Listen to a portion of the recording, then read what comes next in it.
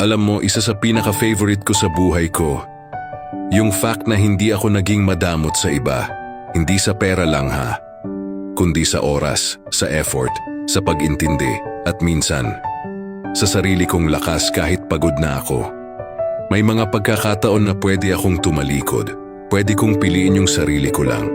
Pero pinili kong magbahagi, makinig, umintindi, umagapay, kahit walang kapalit, kahit walang palakpak.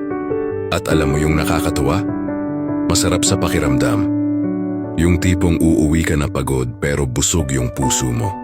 Kasi alam mong may natulungan ka, may napagaan kang loob, may napangiti ka kahit saglit lang. Hindi ako perpekto, pero proud ako sa part na to ng buhay ko. Na sa mundong madamot minsan, pinili kong maging bukas palad. At para sa akin, malaking yaman na yon.